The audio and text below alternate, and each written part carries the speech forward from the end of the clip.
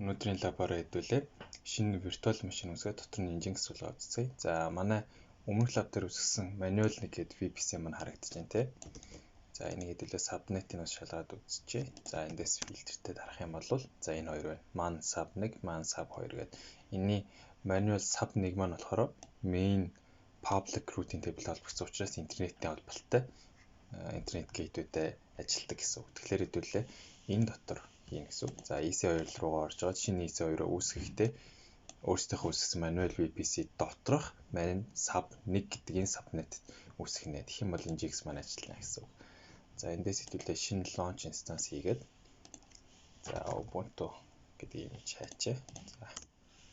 За 20.04-ийг сонгоод за эндээс хэдүүлээ instance T2 micro-ыг сонгочихъя.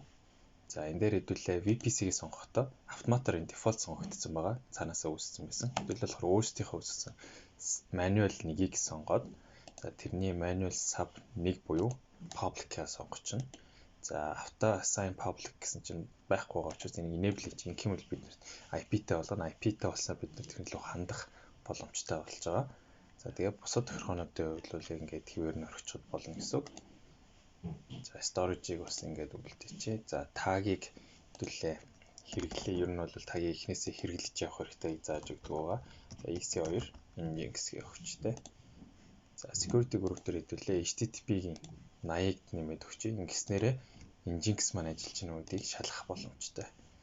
За ингээд энэ дээр хэдүүлээ шинэ key pair үүсгээд за энийг болохоор Nginx Ubuntu гэж үсгэжтэй. За key pair дата тавьчих. За тэгээ launch хийлээ. Ингэснээр шинэ EC2 буюу virtual machine маань бидний үүсгэсэн manual VPC доторх subnet 1 рүү орж үүсэх ёстой байгаа.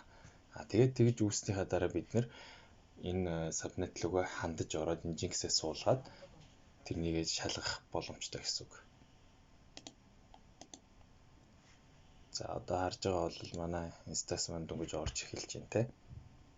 Ас чинь одоогийн мэдлэр pend юм байна. Удахгүй энэ маань available run юм болчих واخ.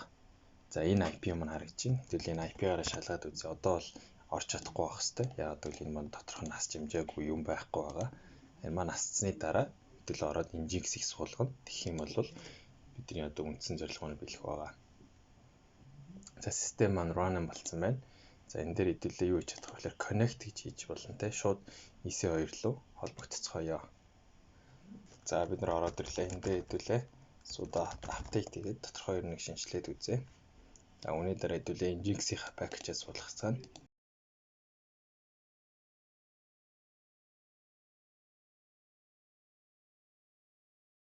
За болчлоо. Одоо Nginx-ээс суулгах цаая.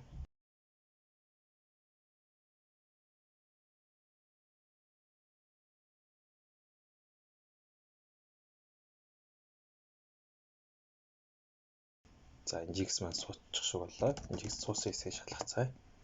1.18.0 гэдэг хувилбараар суудсан байна тийм. Тэгэхээр одоо хэдүүлээ энэ юугаа шалгаад үзье. За ингээд манай Nginx маань ажилласан. Welcome to Nginx гэж харагдаж байна. Тэгэхээр бидний суулгасан Nginx маань ажиллаж байна. Энэ маань интернет гейтвээр дамжаад public subnet-тэй болохоор хандаж болж байна гэсэн үг.